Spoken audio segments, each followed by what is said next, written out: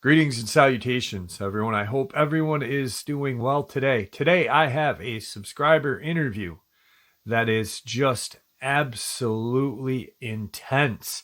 Before we jump into it, a couple links. As many of you know, I rely on Patreon, PayPal, channel membership, and the merch to help the channel to continue to grow and go. Links to Patreon, PayPal, and channel membership is in the description below. Merch displayed directly under the video. Also, Dogman, Frightening Encounters, Volume 1 through 3, the audiobook versions. They were written and researched by Tom Lyons, narrated and produced by me, Jeff Nadolny. Those audiobooks are available on Audible, Amazon, and iTunes, links to which are also in the description as well. And finally, last but definitely not least, if you'd really like to help support the channel to continue to grow and go, simply subscribe. It does not cost a cent. Click the like button, takes half a second. If you don't want to miss out on any of the informative uploads I put out daily, click that bell icon, and folks, please leave a comment and share the video. Why? Well, because all of these things really do help this channel to continue to grow and go. They are appreciated and they definitely do matter. Now, everyone, I have taken far too much of your time. Let's jump into today's upload, shall we? All right, everyone. Today I have a subscriber with us. He is out of northeastern Pennsylvania. His name's Quinn. He had a Dogman encounter. I actually narrated on the channel a while back. Quinn, how are you today? No, not too bad. How you doing, Jeff? Doing well, doing well. Thanks for taking some time out of your day to share your experiences with us. I know you have Dogman and Bigfoot experiences. Sure. So I'm going to turn the mic over to you. Why don't you kind of let everyone know, you don't have to share exactly where you're from, but like lay the layout of the land for us so we all can kind of get a mental picture of where this kind of occurred and what happened. So the mic's yours, my friend. Okay, Jeff, thanks a lot. I really appreciate you having me on, and I appreciate everybody for listening. My first experience, the only experience I had with a Dogman type creature, I was 5 years old. My father had just built a house on a new piece of property that was part of a farm in a very rural area in northeastern Pennsylvania. I'm actually in what's called the Slate Belt.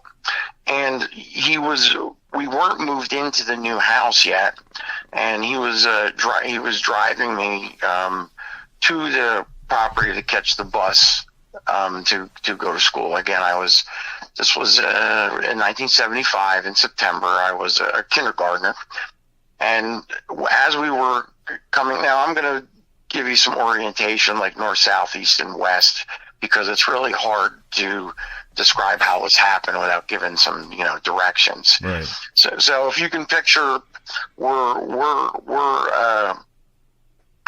headed westbound, and it's a small country road.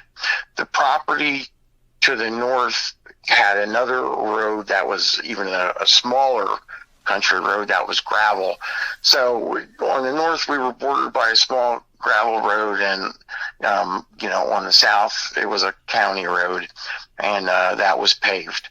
It was the beginning of September. Most of the foliage, everything had fallen off the trees. It wasn't super cold yet this year, but it was a very tepid September.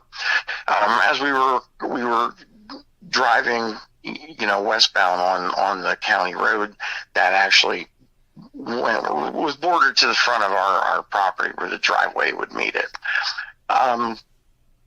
There's a Y there where the backcountry road goes to the back of the property, and we're going straight. As we're driving, my father pointed out that he saw something really large and black off to our right-hand side, which would be to the north. And he pointed it out, and he asked me if I saw it, or did I see that?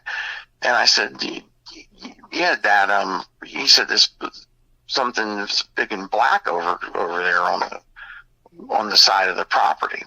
Well, he saw it before I did, and then when I looked, it had crossed the back gravel road and had stood up on the border of the fields, and it was trying to hide itself between two mulberry trees. They were on the border of the field with the back road there. Now, I want to just say this. It came down out of the woods, but the woods were where there were some retired slate quarries. This is the slate belt. So it wasn't really a mountain, but it was where all the refuse and stuff had been dumped, and the trees and everything grew up over it. And there was a guy that lived up there. He owned all three slate quarries.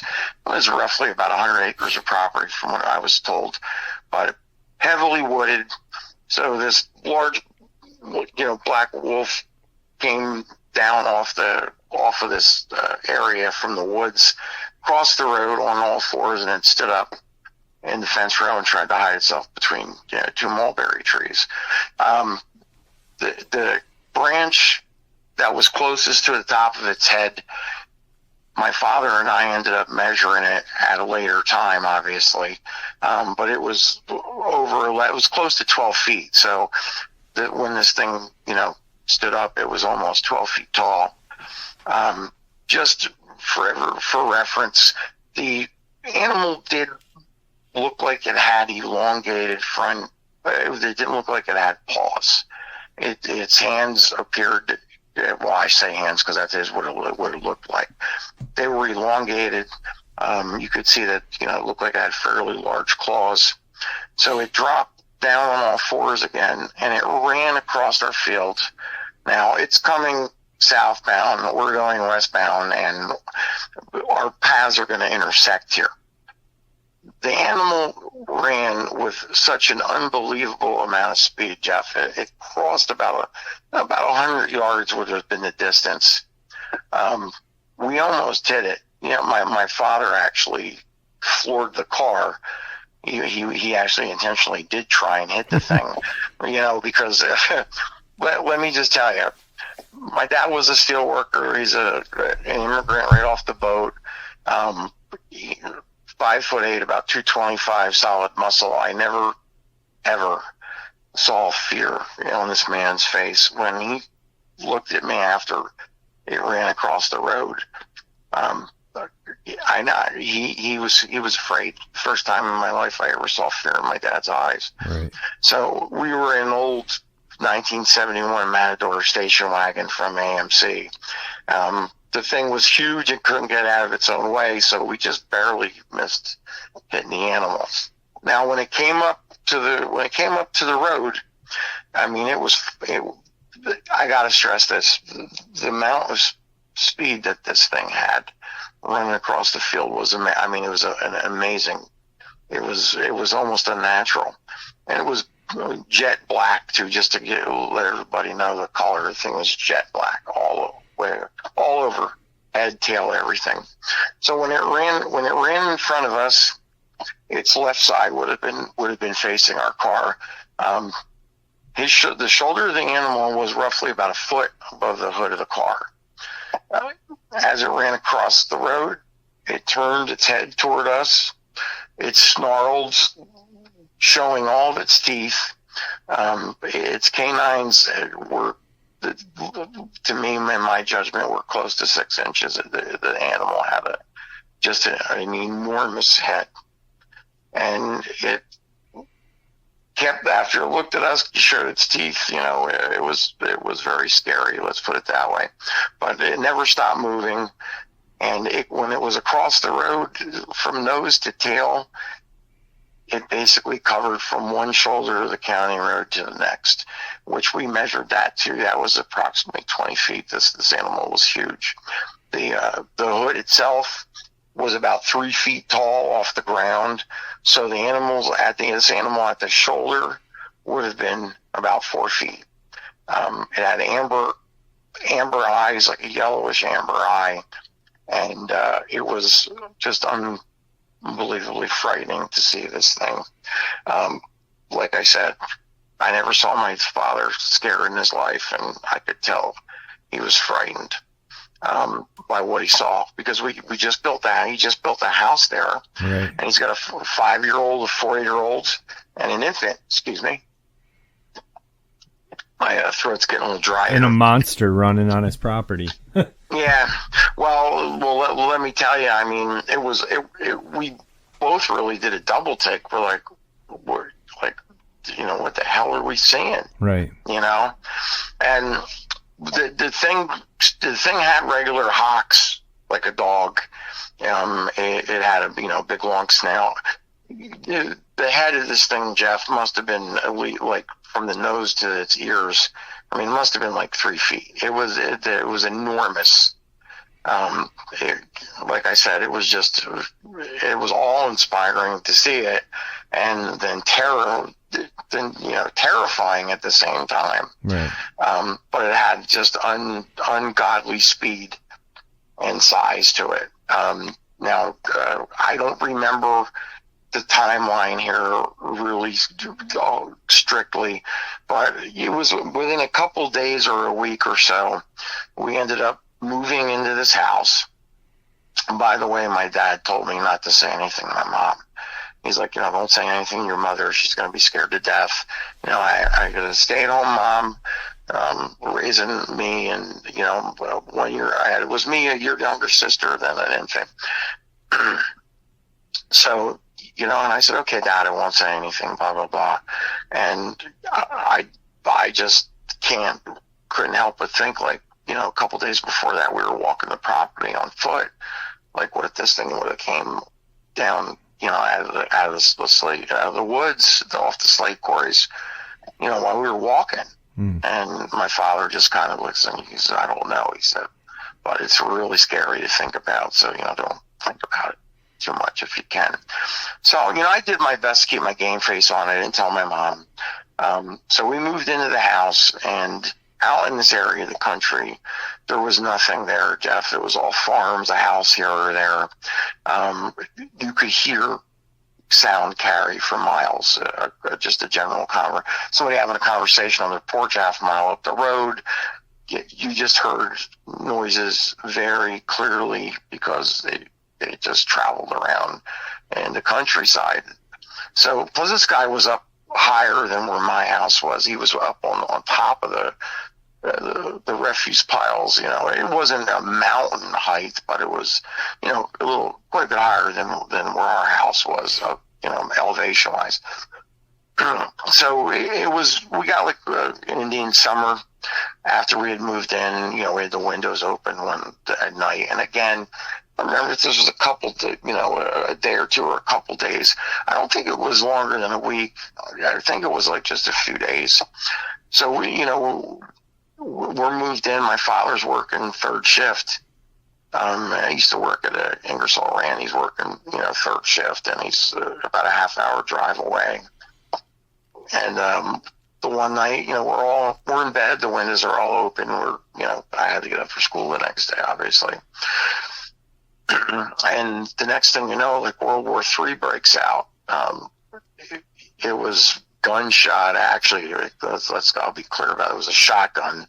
He had a 12 gauge. I mean, he was just letting loose with a 12 gauge. And he had about a dozen guard dogs up there. I don't remember the mixture of the dogs, but 1975, Dobermans were popular, guard dogs, shepherds, and, Rotties and stuff like that.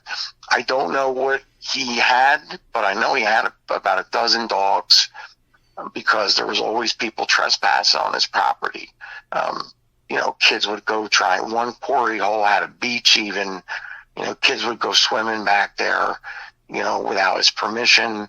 There were accidents, unfortunately. A couple people did drown over the years because they fell into one of these holes that was, retired, and they never knew that they were there, and so forth. So, he tried to keep trespassers away, and these, a lot of dogs, and they were pretty vicious. You can hear them barking here and there, but I got to tell you this is the part that I have a hard time keep it out of my head. I mean, they were just getting slaughtered. I mean, you heard the dogs growling, barking, you know. You didn't hear, oddly enough, I don't remember hearing any kind of, you know, growling or anything that I thought would have come from that animal. Mm-hmm. It's possible it did. It's possible it did growl, but there was just all hell breaking loose.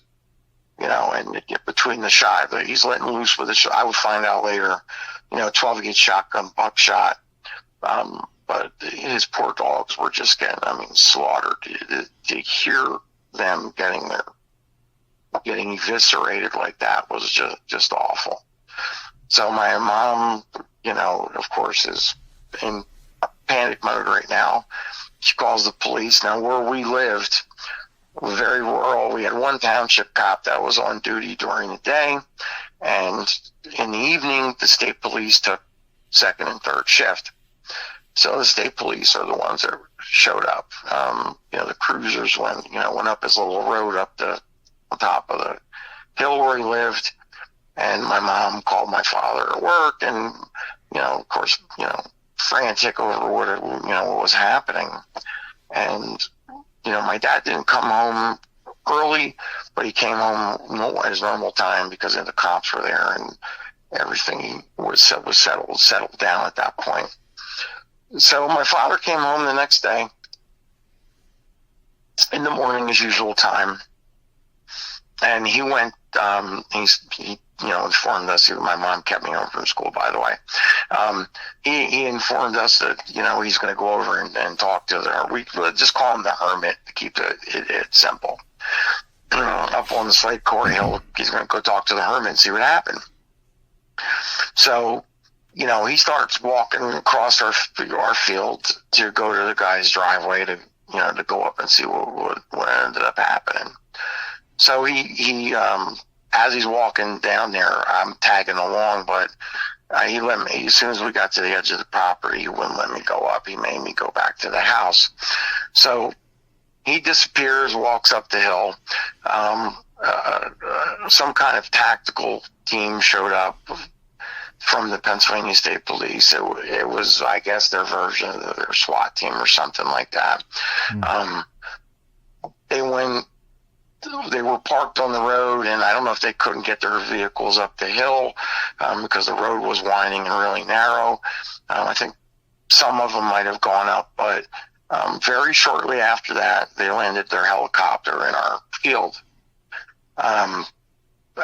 You know, some time went on and so forth, and then a lot of small arms fire. You could tell it was, you know, I'm older now knowing what I know because I grew up hunting, fishing, shooting. You know, these were definitely high-power rifle shots versus a shotgun. Mm. And, you know, my dad ended up coming, you know, well, before that happened, before my dad came back down the hill to the house, the helicopter took off. They hovered up over the gentleman's property. It lowered some kind of a net, you know, with some kind of grappling hooks or whatever. And when it finally ended up taking off, and there was something pretty large, and the net was covered up with tarpaulins or whatever. Something big was hanging in the net when they took off, and they flew away with it. My father ended up coming back down to the house, and again, it's early in the morning. He just worked third shift. He comes and, you know, sits us down. He said, "Listen, the police said we shouldn't really, you know, talk about this." And of course, I'm 5 years old. I'm like, "Dad, what's going on? What happened?" You know, my mom is like, "Yeah, you know," my mom was actually really angry about the whole situation because, you know, she's scared to death, and they weren't telling us what the hell was going on and so forth. So my dad said, he said, "Well, they shot and killed a very, very, very large wolf." And I said, "Dad," I said, "you know, is that the one that we saw the other day?" And he said, "Well, it came down off this property. I'm going to say it was the one, you know, we saw the other day. But truthfully, we really didn't know. We didn't even know that one was there, you know, let alone if there's more up there. Because the quarry holes were filled with fish. For some reason, you know, they get fish in them. I mean, big, huge bass and so forth. And, you know, so there was a food source besides fish, deer, a lot of white-tailed deer in the area, tons of cornfields. They were big, fat deer. Oddly enough, my dad would make a comment that, you know, he didn't really see too many deer running around as fall came when, you know, when he was finishing working on the house. So that was a little strange coincidence. But, you know, now this might have been the reason why this thing was harvesting probably most of what was around because of how big it was. But, you know, so he said that. So we're sitting down at the table, and he said that, you know, he saw them shooting a really large wolf, and that we were asked not to talk about it and so forth. And then he also said, you know, that there were 12 gauge spent shotgun shells everywhere, Jeff, everywhere. And the gentleman lost about 9 of his 12 dogs. They were killed pretty much instantly. They were, you know, ripped to shreds. That's what he would. He didn't get too graphic because you got to remember I'm only 5 years old at this point. You know, he said that they were just all torn apart. The dogs that survived were, you know, injured to a degree too. He didn't really go into detail about that, but, you know, he had that look in his eye again. He's, you know, you could just tell it frightened him. And the only time I ever saw fear in the man's eyes, I mean, I'm now 52, he's 74. I tried to bring it up to him one other time, you know, when I was, you know, probably in my teens, you know, before college, about, you know, us seeing this thing, and he kind of blocked it out, in my opinion. He didn't comment or acknowledge that I was, you know, really, that I was asking him about this. You know, he said something like, you know, you're talking about that black wolf thing. And I said, yeah, Dad, like, you know, it's like things like, he shut it down. He didn't want to talk about it. So I knew right then and there that was, you know, that was something that really got to him, right, and really frightened him. But, you know, I got to tell you, hearing those dogs get ripped to shreds was awful. Now, it was awful. From your house to this guy's property, how far would you say it was? Okay, from our house to the guy's property, okay, so that would be northbound. To his property, it was probably less than 100 yards to where his property started off the road. Oh. Now, to go up the hill on top of the refuse piles where he lived, again, I want to clarify, the woods reclaimed these slate quarries because they were unused for a long, long time. So it's not that he's just living on a slate ref. It's all wooded at this point. Right. And I would say maybe 100 yards total to where his house was on top of the hill. But his property started right across the street from our property, and there was a creek that was fed by the springs coming out of the slate quarries. So, you know, it was relatively close. And again, out in the country where we were, it was like a concert hall sound, unfortunately. It was really unnerving. It was really unnerving. I still sometimes get PTSD when I talk about this because I got on the story. My son was, my wife is a mental health therapist, and she had a piece of corrugated pipe about 4 inches, and accordions open and closed. My son was playing with that actually it was only about 6 months ago, and he came up behind me, you know, as I was sitting in the chair at the table, and he growled into this thing. and it amplified it, you know, so much. It triggered me. I started shaking and sweating, and I immediately I turned around and knocked the chair over, and I was looking around for something to be there. And I said, Angela, you know, please don't. He's like, Dad, are you okay? You okay? And I said, yeah. I said, you know, it just reminds me of a really bad experience I had, you know, one time. But, you know, it's not something that if I could wish that it didn't happen, I would. Right. Because it's not something, oh my God, to hear those dogs, death, to hear those animals his dogs get slaughtered like that. Yeah. Well, I mean, after the slaughter happened, did you ever talk to the old guy after, or did your family talk with him ever? Well, my father had gone up there the morning after everything happened. You know, he saw all the, you know, the dead dogs and the ones that were injured and so forth. Now, if you're asking me, like, after that initial encounter happened, did we ever associate with him again after that? Yeah. You know what? Not really. And he was a hermit for a reason. He lived up there on his own. I don't know what the story was, honestly. He wasn't a real friendly, talkative guy. Okay. He would wave if you saw him on the road. You know, if you're walking and he'd see you, he'd wave, but that's really about it. I mean, he never came over to talk to my father or say hi to or anything like that. And we never went over to visit him. He isolated himself from everybody.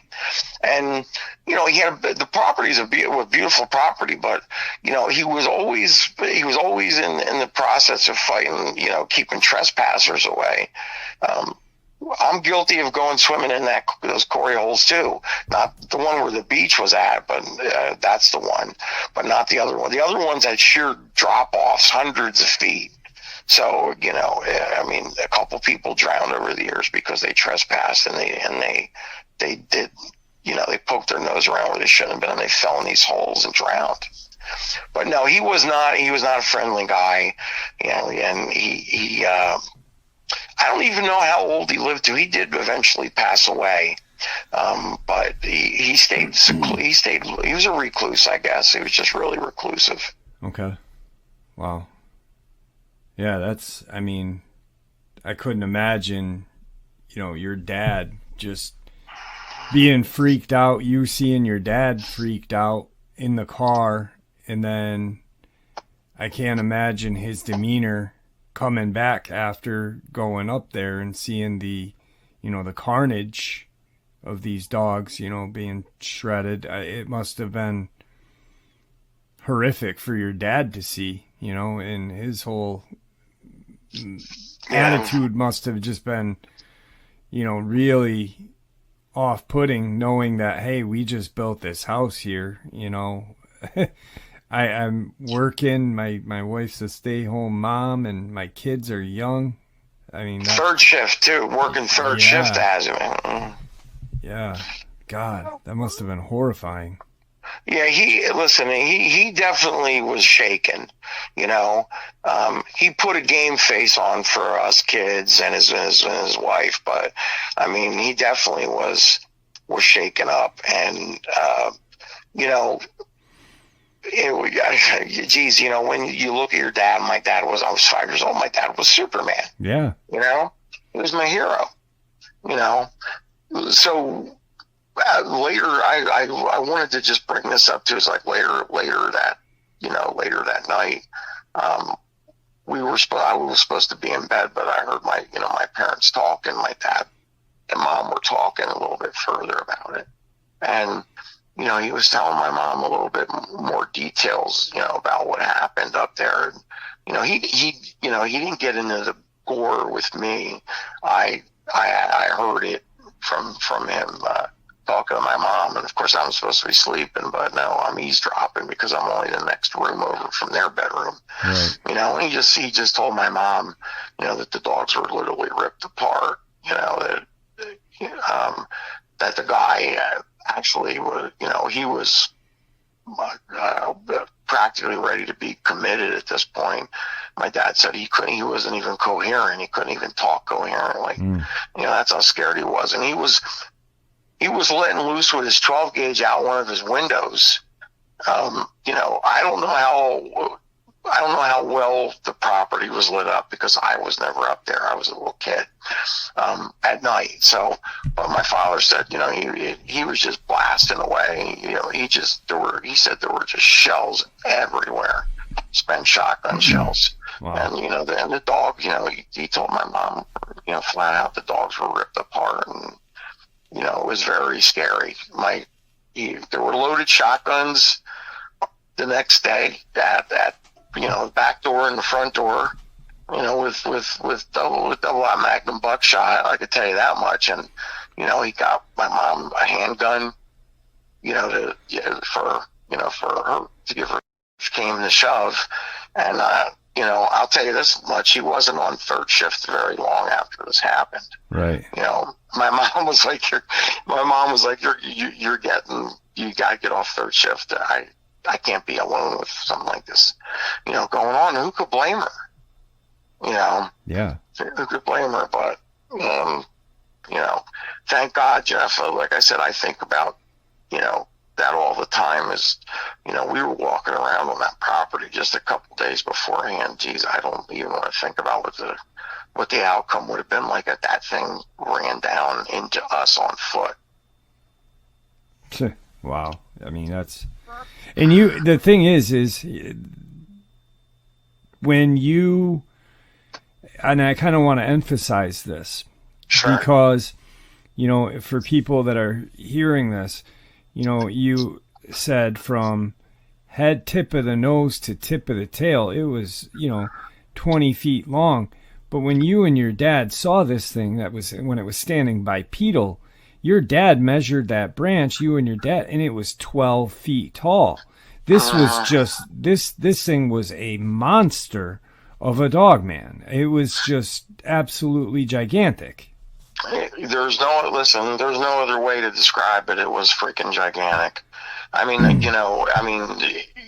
the county road, it was a small two-lane county road, no yellow line in the middle, but it had the fog line on both sides, and like I said, from tip of the nose to tip of the tail, it went from shoulder to shoulder on the county road.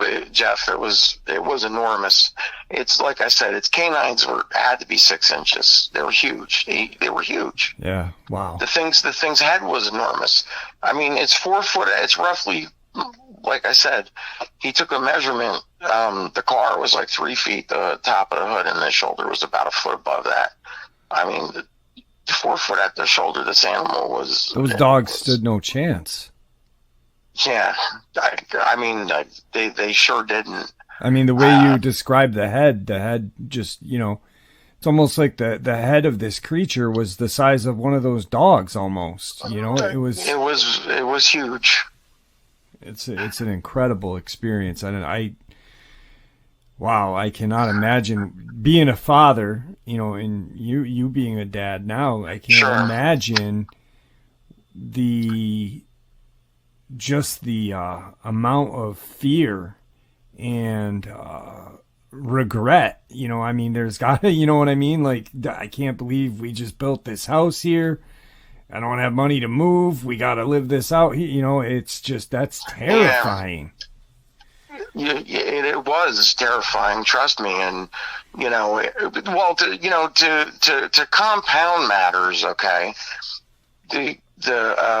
The barracks commander from the local state police barracks, right in the same, he talked to my dad and he said, I'm going to come down and talk to you after this is all cleared up here. And, he came down and my mom, made him coffee and they sat down and talked and stuff like that. And, of course, I'm a little kid. I got shushed off into the room, but I have big ears, Yep. And he told my father in no unspoken terms, he said, it just would be better if you never talked about this again. Just don't ever bring it up again. Right. You know, we took care, you know, the animal was, like I said, when my dad went up there was a tactical team that arrived, you know, small arms fire broke out, which again, now as an adult, I know the difference between a high power rifle report and a shotgun. You know, they were definitely high power rifle rounds. You know, I don't know how many rounds it took to kill the thing, but I could tell you this, they did unload on it. You know, there was quite a bit of gunfire. Wow. So, and then my dad, you know, he said that they killed a very, very large wolf. So, you know, he actually saw them shoot it when he was up there. That's incredible. It is incredible. Yeah, I'll tell you, the constitution that man, I can't even imagine. Yeah, I mean, because he had to be strong for me, because I saw the thing with him, and, you know, his wife, who was terrified, you know, me also now after that happened, mm-hmm. you know, I guess maybe, you know, it didn't quite tear me to pieces, you know, at that age, because, you know, it was still really surreal to me. Yeah, it's almost like you're not registering it, you know. It's I couldn't have said it any better myself. That's exactly what I was thinking. That type of, it was like, you know, oh wow, it was a huge wolf, and it killed 9 guard dogs, and they shot it with like however many rounds it took to kill it. The guy that owned the hermit that owned the property, you know, like I said, I mean, my dad said, like, he was not even close. He was like not coherent when he was up there. And how could you blame the guy? Yeah. There was some huge black wolf tearing, you know, just tearing your dogs to pieces, and you're, you know, I guess, you know, he was shooting out the window to try and hit this thing. I don't even know if he hit it. You know, my dad didn't know either, but, you know, I don't even know if he hit the thing. I mean, he probably did, because, you know, he's just shooting everywhere in the dark, and, you know, where he's hearing noises and stuff like that. mm-hmm. You know, but I can't imagine what he went through. And, you know, my dad, like I said, he had to keep a game face on, and with me, it didn't. Like, you're right. I think that's how I would put it. That it kind of didn't register out the you know, serious. It was very surreal at the time. Yeah. But when, you know, I started, you know, getting into, you know, reading stuff about cryptids on YouTube, and I came across, you know, your channel primarily is what, you know, is where I learned, you know, what I had actually seen. And you know, this was about 7 years ago, so I'm like 45 at the time.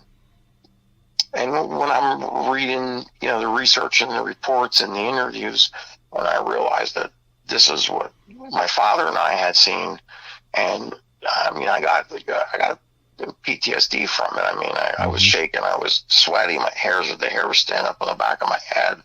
You know, I kind of relived it to a minimal amount, but it's still enough. It scared the shit out of me. Yeah. Why wouldn't it? You know, I mean, I remember when I narrated that, and, you know, I thought about how your dad felt, and how, you know, your family felt. But I remember thinking about the old guy, the hermit, and I was like, this poor man literally went through hell one night, lost his dogs, but then had to endure, you know, watching this tactical team. So, you know, they never in a million years would you ever guess that this would happen. This tactical team come and kill this enormous creature on your property. I mean, definite PTSD, and, you know, it's almost, and then he had to endure it mentally for, you know, however long he lived after that is almost unbelievable. You know, just, I really was like, wow, this guy really went through hell multiple times within a 24-hour period of time. Yeah, you got that right. Too many wars, pretty much. Yeah, and again, the guy was an older guy. Again, he was a hermit. I wish I could give you more information, about him or what happened to him after the incident, but I just can't, because number one, like I said, he wasn't friendly with anybody. He kept to himself. He was very reclusive. He never came over our house for a cup of coffee. He never invited, my parents over for a cup of coffee. He'd see you on the road when he drove down off the hill he lived, off the hill he lived on, and he'd wave, but that's it. He wasn't a real social person. I mean, I don't even know if he had any family that was kids or anybody that was able to come and help him get through this or whatever, because I didn't notice any different cars or people or hear anything, really. So I don't even know what happened. What happened to the guy after all this went down. I mean, I know he's long dead as of now. He was an old man back then. So yeah. I honestly wish I could give you more information on that, but again, like, the whole thing was somewhat surreal to me because of my age, and absolutely.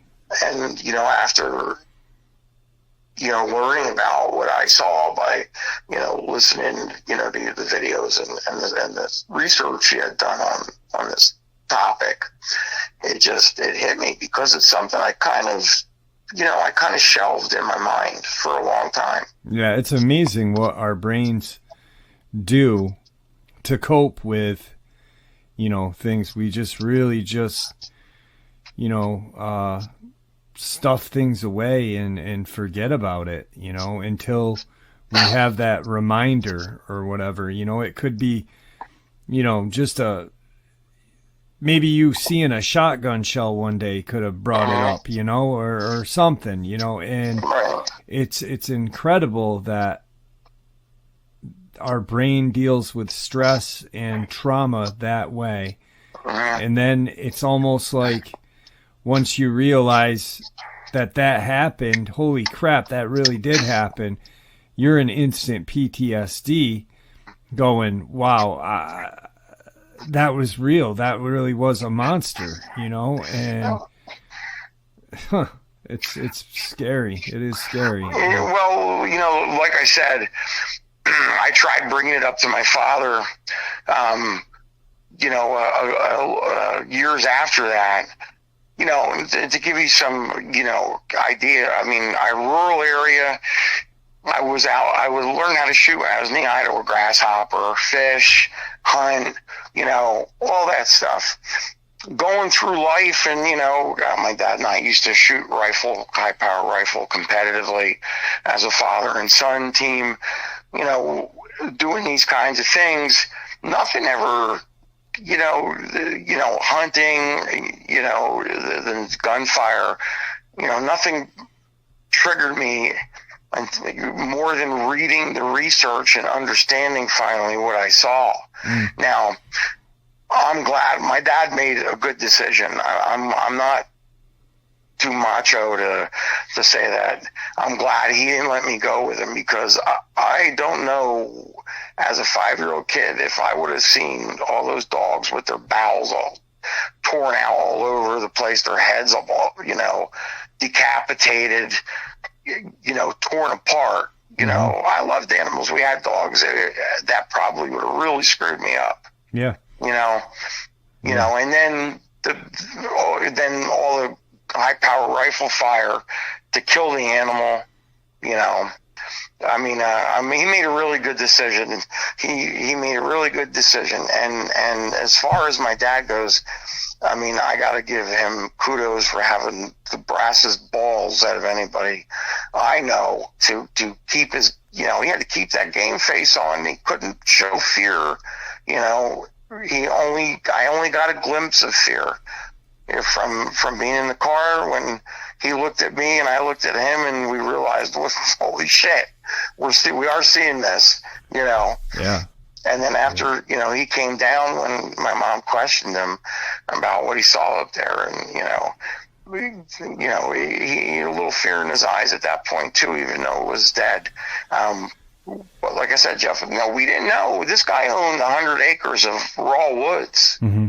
You know, we didn't know what else was up there. You know, we didn't know if there were more of these things. Yeah, that's what I was thinking with your dad, you know, thinking, you know, okay, they got this one, but what the hell else is up in those woods? Well, we didn't know at the time. We did not know. The only thing, like I said to you, the odd part was my dad had made a comment that going into the fall, when the house was being finished, he just thought it was funny we didn't see a lot of white-tailed deer, because we had a 5-acre field, you know, which had, at the time, I don't know if it had corn in it or if it was just alfalfa, but he made a comment that we weren't really seeing a whole lot of deer in the field, or crossing from, you know, like I said, cornfield across the street, woods.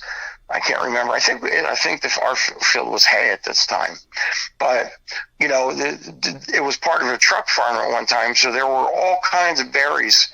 They never tilled the bushes under, so we had, you know, raspberries, you know, mulberry trees, you know, black raspberries, red raspberries, boysenberries, blackberries, strawberries, blueberry bush, you name it. You know, we would have thought the deer would have been all over eating these berries and stuff like that. But he made a comment, and it was odd. We didn't see a lot of deer running around. Yeah, absolutely. So, I mean, we never, thank God, there was never another incident, at least to my knowledge, right, you know, involving one of these things. But it was big enough and strong enough and fast enough that, you know, I don't think anything could have ever muscled it out of its territory. Let's put it that way. Right. It's just, we were just in awe that something like this actually existed, or even, you know, let alone living across the street. Yeah. But, you know, that it even existed. It was a really rude awakening to the fact that, you know, human beings aren't the top of the food chain. No, you know? Definitely not. You know, so, but that was, that was pretty much a wrap on that. And again, you know, I tried to get my dad to comment on it in later years. And, you know, he just kind of like, just was like, oh, you know, that was that black wolf thing or whatever. And he just shut right there. He said couple of words, that was about that black wolf thing, and shut right down, and that was it. And he refused to talk about it. He didn't say, I'm not talking about it. He shut me down after he said that, and that was it. So I knew it bothered him. Right. You know. Absolutely. But you know, we're coming on some time. We got about 20 minutes left. Okay.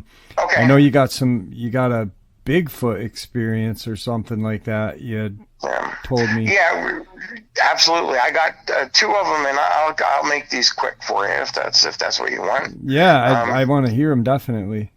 Okay, the first one, we did not see the Sasquatch. Okay, my father and I was about probably about 13 or 14. And I was older than that, about 16. So we're talking about like 1986 in Carbon County, northeast Pennsylvania, Carbon County. We were hunting on an 86 acre piece of land that my aunt, my father's sister, had bought, and it was virgin woods yet. It was like a rectangle, picture a rectangle. So it was on a country road. There was no shoulder to speak of. So we just had to pull over and get out of the car, and it was like a little incline just to get up on the property, and then it was fairly steep climb up the mountain. On the top of the ridge, though, was a Pennsylvania state game land. So we got out of the car. It's about 4 o'clock in the morning. We both have our quintessential Pennsylvania deer rifles. I had a Marlin 30-30. My dad had his Marlin 35. we both had our Ruger 44 Magnum sidearms, and you know, we were walking in the middle of pitch blackness. There was nothing out there, no light of any kind. And I know you're kind of familiar with being out in the country, Jeff. I mean, where there's no light pollution from any city or anything like that. I mean, it's black. Yeah. I mean, just black. So as we were walking, now it was a pretty cold deer season. There was a lot of deadfall on the ground, a lot of dead leaves, you know, the deciduous leaves from the, you know, the oak and the maple, you know, crunch, crunch, crunch. You know how that goes under your feet.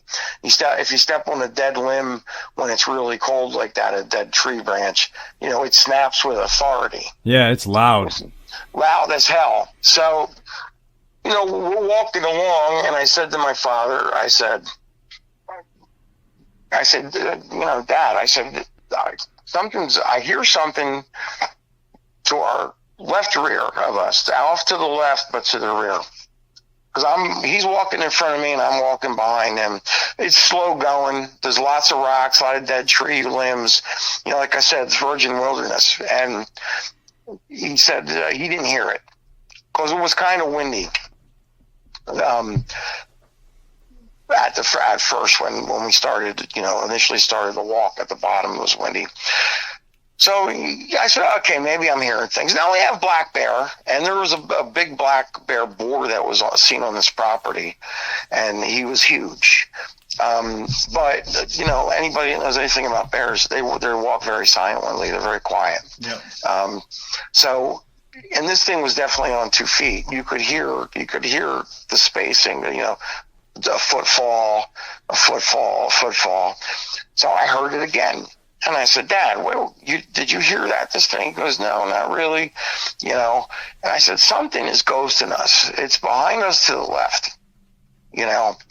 And I said, here's what I want to do. I said, I took both our flashlights and I looked ahead just to see where we could go that wasn't too full of obstructions. So I said, Dad, you got to humor me here. Let's run like 10 or 20 feet, stop, but run and stop. Something's definitely coming up behind us here. So we ran about 20, he placated me and we ran about 20 feet and we stopped. Okay. The footfalls behind us did not stop when we stopped. So my little trick worked. And he said, now I hear it.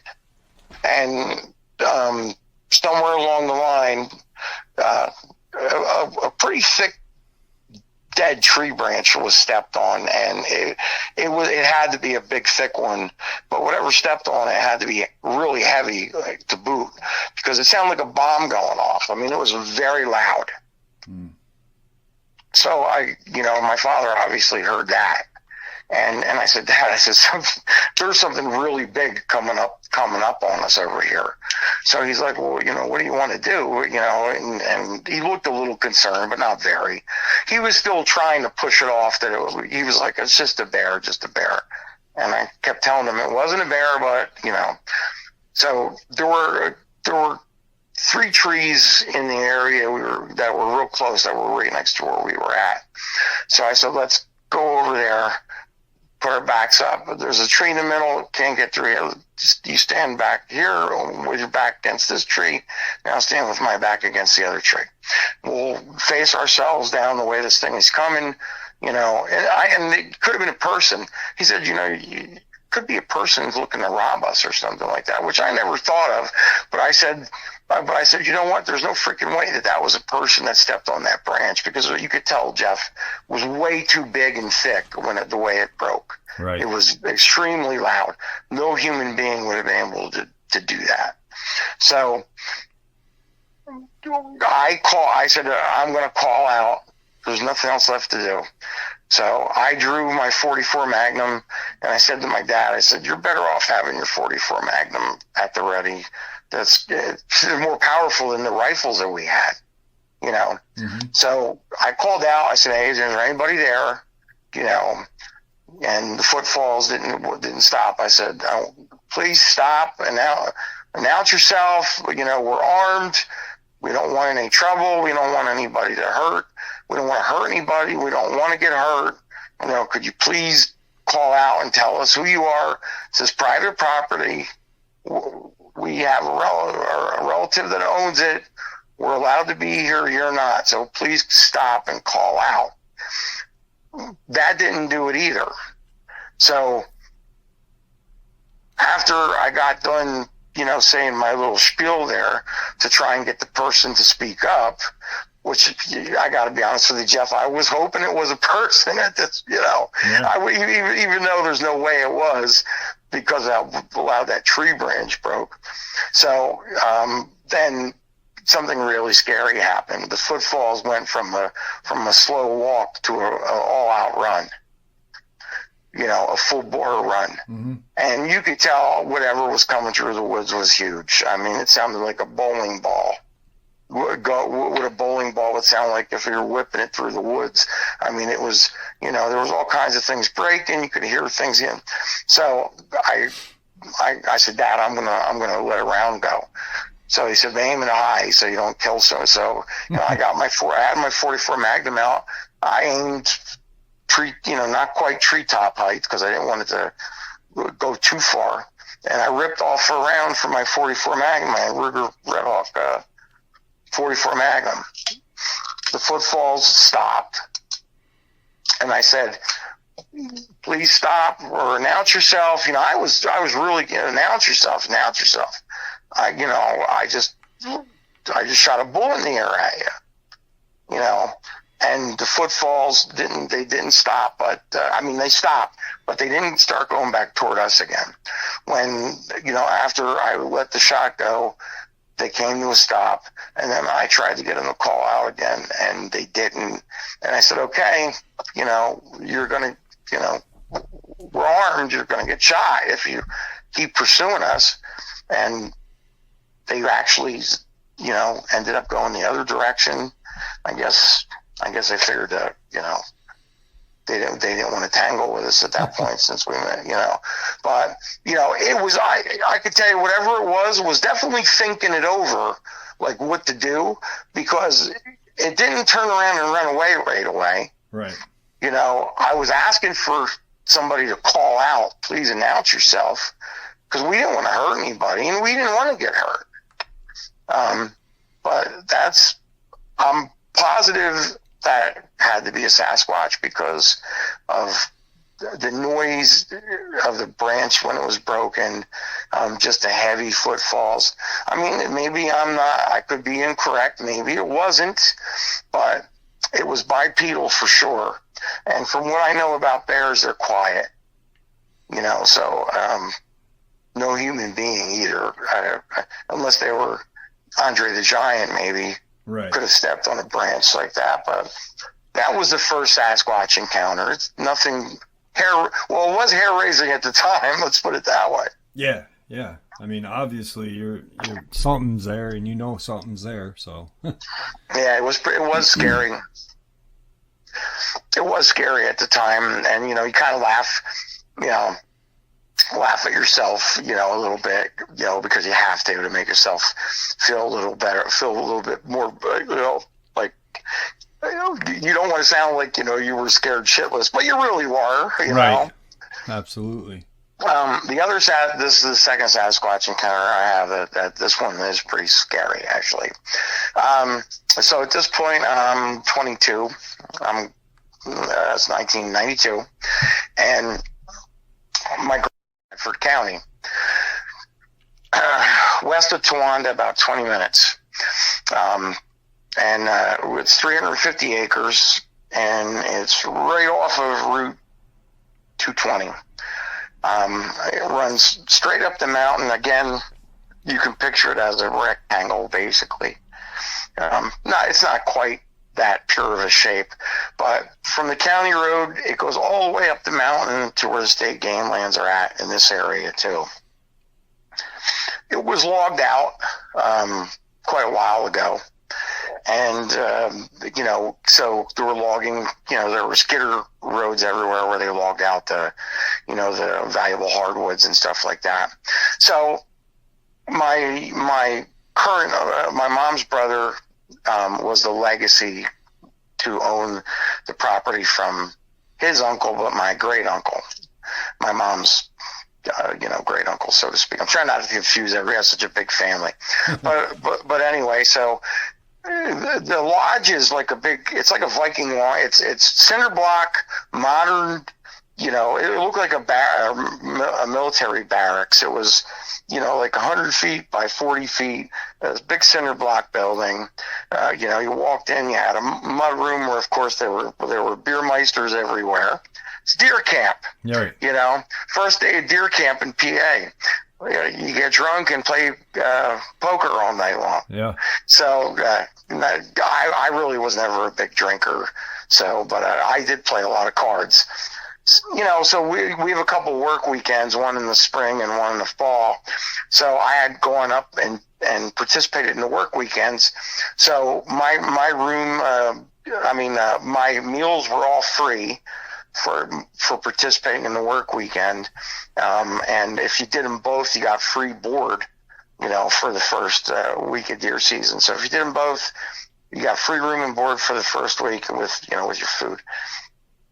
So, my uncle, we went, it's a mile or two, you go straight up the mountain, and then the first branch off where the logging road is, the first one you come to, and you go all the way, I'm sorry, I don't know distances, but I went I went probably about 2 miles total from the cabin. Okay. Up the mountain and then across the property. So say north first and then west to the end of the logging road. My uncle had 2 deer stands. He had one there and he had another one that was about another half a mile up the ridge. So he thinks he's building skyscrapers here. This deer stand, Jeff, is like 20 feet off the ground. No kidding. At your feet. Okay, and it's in the crotch of a birch tree that has 3 prongs to it. Okay, so I tied my gun up to the rope that you pull it up with, so you don't shoot yourself. And I climb up in this thing, and it's still dark, mind you. So on the logging road side, it's like 20 feet off the ground, but on the opposite side where it goes over the ridge, it's like 50 feet off the ground because there's like a kind of a real good drop off right there. Mm-hmm. So I'm up in this thing, and this thing, I feel like I'm on a damn amusement ride because it was very windy. Okay. And this thing is just shoving me around, it's moving one way, moving the other way, moving this way. And I'm like, I got to get off this damn thing. I'm going to get thrown out of the deer stand and get killed because I'm going to get thrown out of the deer stand, which happens. A lot of people do die from falling out of their deer stands, mm-hmm. And this was very windy, and I was sober. I was 100% sober. Didn't even have, I don't think, anything to drink the night before. Was just playing cards. And, so I tied myself to one of the offshoots around my waist, so at least I wouldn't get thrown off the damn deer stand. But it was like I felt like I was on the ocean, and I'm like, I don't get motion sickness, but this was more annoying than anything. So I lowered my rifle and I climbed back down.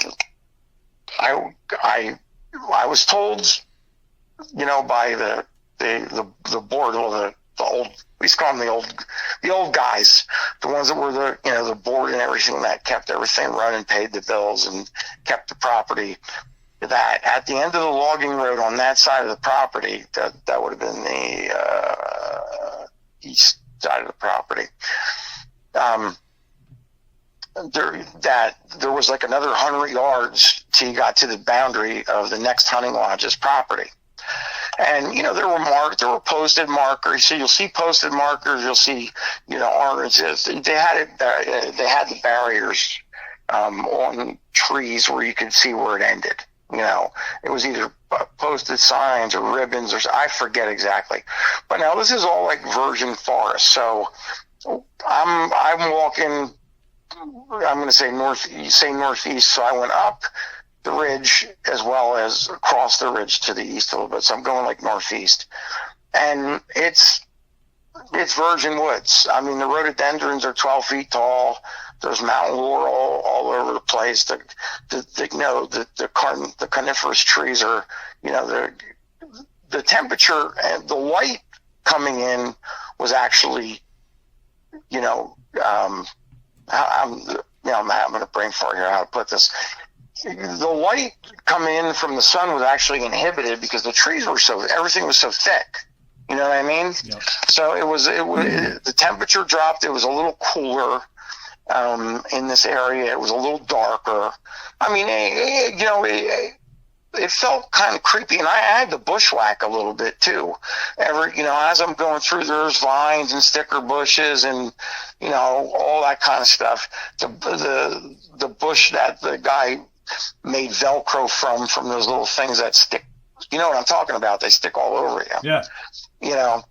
So I finally got to a place where I felt comfortable. I saw a couple of deer trails, and there was a big tree. Now, the deer trails were going up the mountain to the north, and then one wide to the east and one wide to the west. And if you can picture above the letter Y, there was a big tree.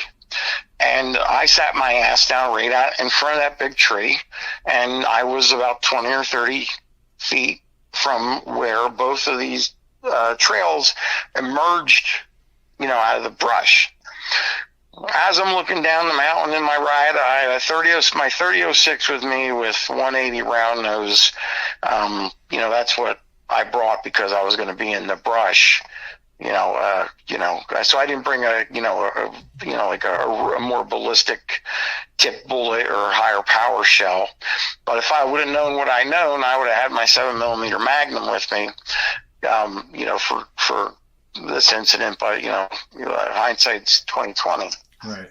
So I looked through my scope. I saw some deer coming up. They crossed the road and were going to come up the mountain.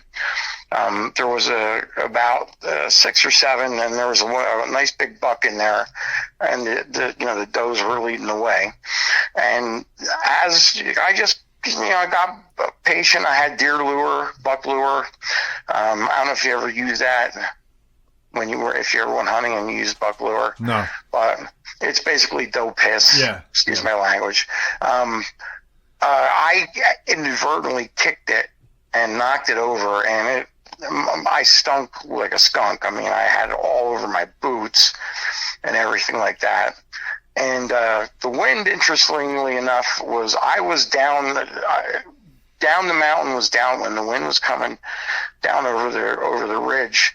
So I'm like, oh boy, the deer are going to catch my scent.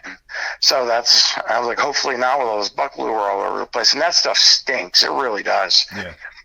So which would have been more the more easterly branch of the Y, to my left, the first couple doe emerged. They came out from the brush, and I'm sitting there. I'm a left-handed guy, so with a right-handed rifle. So I'm just slowly, because I couldn't afford to buy a left-handed rifle at the time, So, I'm easing safety off, getting my eye up to the scope to take aim. And I had like a sniper setup. I had open sights underneath the raised mounts for the scope. And I went down to open sights then because she was getting a lot closer. I'm like, okay, come on, stick your head out. I'm waiting for the buck to come out. One doe comes out, 2 does come out, 3 does come out. They stop and they start snorting and digging at the earth and making just making a racket. They turn around and, like a Jeff bat out of hell, go flying back down the mountain. So I put my scope up. It was about 300 yards plus. I put my scope up just to watch to see if the buck came out. He did. I put it about two feet above his head, or I should say his antlers. I ripped the shot off, but it hit the dirt right behind him.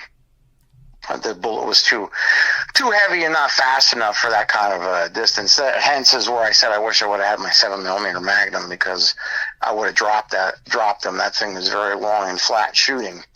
So I'm sitting there, and I rechambered around just in case. So I'm sitting there, and it dawned on me that the does that came out to my left weren't looking at me. It just kind of hit me. I'm like, wait a minute, they weren't even looking at me, but I thought they smelled me, because they started digging the earth, snorting and clawing at the earth and all that kind of stuff. I thought the jig was up. Right. But I was just thinking about it and how they acted and everything like that. And I'm like, something isn't right here, because they weren't looking at me. They were looking over my left shoulder. And so I craned my neck around the tree I was sitting against. Behind me, at an angle again to like the northeast a little bit, there was a stand of big pine trees. And as soon as I turned around and I'm looking at something, I'm not sure what I'm seeing here, but there was a dark reddish brownish leg that was obstructed in the pine trees. You could see from the knee down to the foot. I'm not sure which leg it was, but it was. I knew it was a Sasquatch right away, because what else would it be? It's I'm sitting on the ground, and this thing's knee is higher than the top of my head. I didn't smell anything. But again, I was downwind from. He was downwind from me. I was downwind from him. I'm sorry. No, I was downwind from him. I didn't smell anything. People say that they get like a real nauseating stench or something when they're around these things. I didn't smell that at all. I didn't smell it. Jeffrey, you still there? Yeah, I'm listening. I'm sorry. Something went wacky on my phone here. I didn't smell anything, but again, it was very, very windy. Its hair was, you could see it was blowing around a little bit from the wind, and it had like a nice, like a golden glisten to it and everything like that. And Jeff, I got to tell you, this thing's leg looked like it was almost as thick as the friggin' tree trunk. I mean, it was enormous. It was very large. Right. All I could see was a basic shadow, up in the trees and where it was hiding. And like I said, I only saw the side of its leg from like the knee down. And I don't know how big it was or how it got there. It could have been there already. I don't know if he was sleeping there and I didn't see him there because I came out in the dark, or if he snuck down the mountain, looking for food. Right. Because I know that there's also a couple big bears there. On top of the mountain up there, though, in the game lands, there's caves and there's caverns, there's caves where some of the bears hibernate, but there's other caves in the area and stuff like that. Me personally, I think he came down off from the state game lands, honestly, probably living in one of the caves up there. Yeah. That's what I'm assuming. Do you think he was following the deer down? I would say he probably came down looking for a meal. Now, here's the part that troubles me, and I want to see what you think, okay? Yeah. I absolutely do not subscribe to the fact that these things sing Kumbaya and play the flute with you when you meet one, okay? Right. We're a food source for this animal. And what ended up happening was when I turned my neck around and I saw his, his leg there, and he definitely knew that I saw him, because what happened next nearly, made my heart stop. The next thing I know is the thing, it growled, screamed, whatever you want to call it. It let a hell of I'm going to say it was more of a growl than a scream, but it was very loud. I could clearly hear it, even though it was windy. And this son of a bitch started shaking the shit out of the tree he was standing, behind. So I'm like, okay, I had slowly unholstered my 44 Magnum at this point. I thought, for everybody out there who's going to criticize me about this, I thought I was about to die. Right. Because there was nothing friendly about this, nothing at all. Yeah. You could tell it was highly agitated and angry. I don't know if I was supposed to be the meal. I don't know if he was going to steal one of my deer if I shot one. Yeah. But the deer, the food was gone, and I was the only thing left there. So I thought, honestly, in my heart, this thing was about to kill me. He probably would have stole it. If I shot a deer, Jeff, I think he just would have stole it and got him and been done with it. Yeah, it makes a lot of sense. I mean, I've heard encounters where a guy was hunting, and he was posted up. He was in a small clearing, and he saw a squatch coming through, but it had a deer over its shoulders, yeah, sure. I'd maybe, like you said that you wanted my opinion. Maybe, and I'm not an expert at all, but maybe the deer were initially the dinner, and he was real upset at you, for being there, and maybe he shook the tree to get you out of there. Because I think if you were dinner for him, I don't think he would have just shook a tree. I think he would have came for you. Because I don't think they're friendly at all, and I'm with you, and I've always been this way. I don't subscribe to the fact that Dogman, Bigfoot, werewolf, whatever, are misunderstood, and they just want to be friends. I don't believe that they want to be friends, and I think that it's you're a lucky person if you get out of the woods alive if you see one. I agree, and like I said, now he would have been hunting deer too, because he obviously didn't know these deer were going to come up the mountain either. But he was right near where deer trails intersect, just like where I planted myself. So yeah. He probably, I'm going to say he hunted there before. He probably came back to, you go with what and what you're comfortable with. He could have very well swiped a few deer from there, and that's it. And nobody in the hunting society ever brought it up. So here's the I think, honestly, if I wouldn't have been armed, I think he would have killed me, because he was going nuts. Growling. It wasn't really the scream that everybody talks about that hits you in the chest. It was just really these demonic growls. That's the only way I could, he shook the shit out of the tree. I unholstered my 44. I turned as far as I could. I actually, was at a real bad angle, but I didn't want to expose myself any more than I had to, because I felt he was going to charge me. I just turned around and I unloaded with my 44. I ripped off all 6 shots in his direction. I did not aim at him intentionally. You know, but I shot all 6 shots out of that, and I had some Buffalo Boar 350 grain overloads in that thing. So those things, they probably would have taken him down if I hit him all 6 times.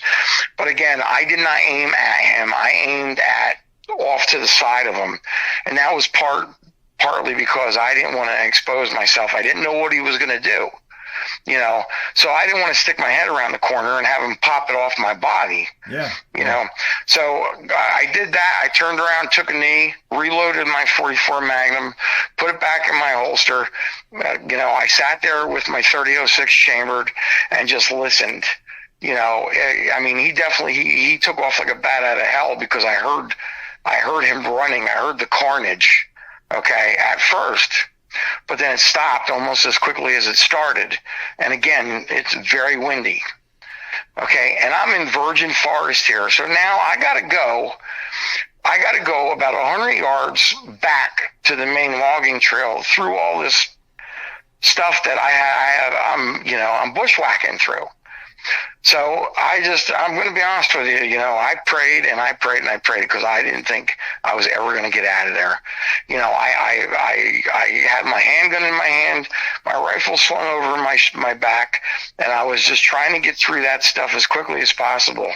I got back to the trail. You know, I took a knee again, and I just listened to see if I could figure out where he was. Because it was so windy, Jeff, I couldn't hear anything other than when he first bolted. You know, when he first bolted, but it stopped almost right away. And I don't know if it's because he stopped. You know, maybe he was afraid I was pursuing him and was going to continue until I killed him. He might have thought that. I mean, I just unloaded a 44 Magnum toward him. Yeah. You know, I don't know if he thought he was going to get killed and he stopped to hide, but I don't know because I didn't see him after that. But I got to the logging road, or the skidder road, and like I said, it was roughly about a mile out to the main road, the trail, these are trails, I should say, that went down the mountain to the cabin. So I never ran so fast in my life. You know, I was like, I was kind of stopping and listening to see if I could hear noise. I heard some branches breaking and here and there and in the background, but again, it was so damn windy. You know, I know some of it was probably him, but, you know, it was hard to hear anything. And I just was happy I wasn't hearing, you know, a 1,000-pound bowling ball running through the woods next to me. Yeah. You know, because I was like, that's why I had my 44 Magnum out and my rifle slung over my back, because I figured he's going to ambush me on this trail.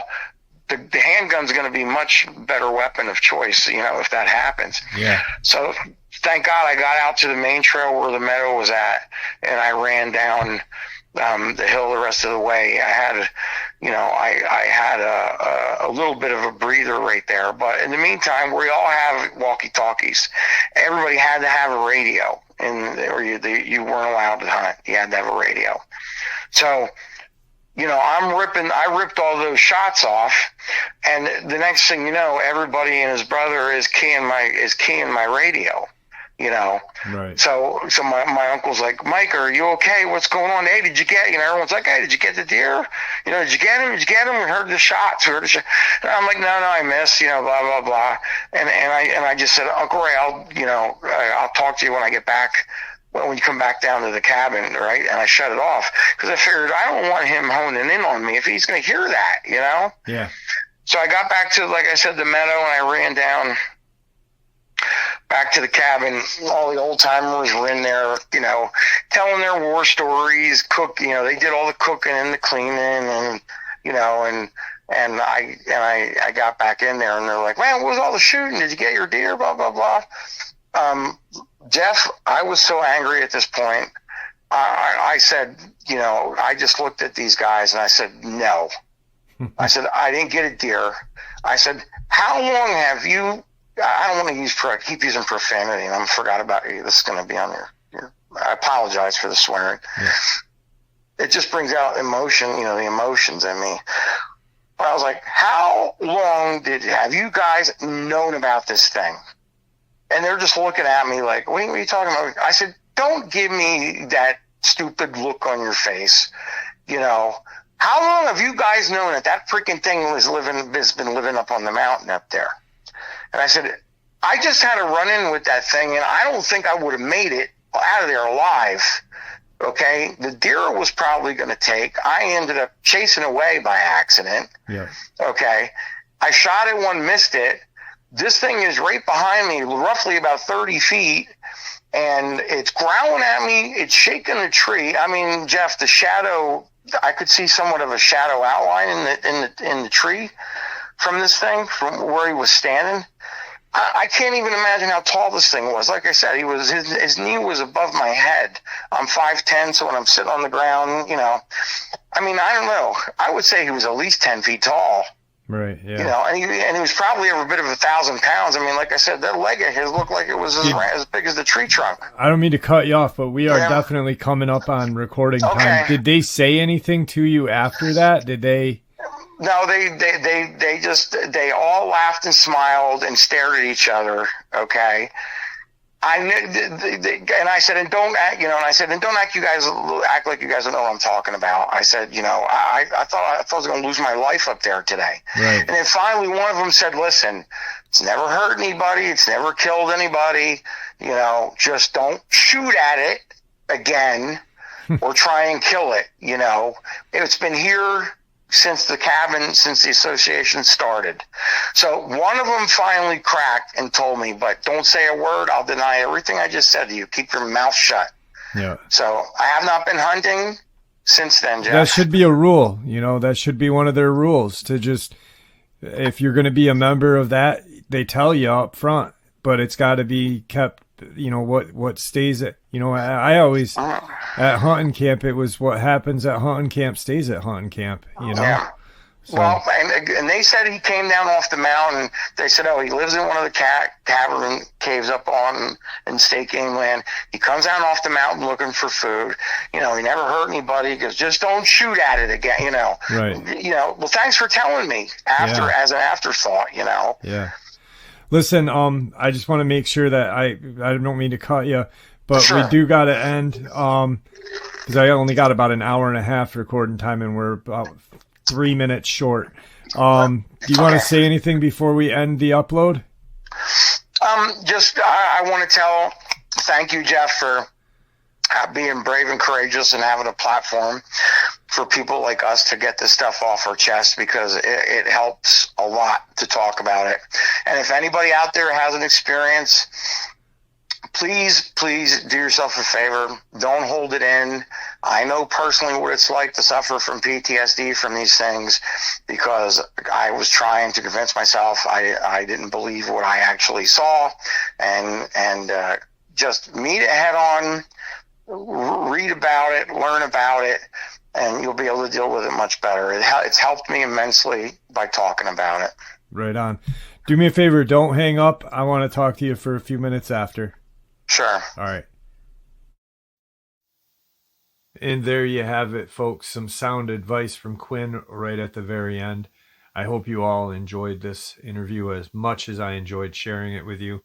I'd like to thank you all for supporting the channel.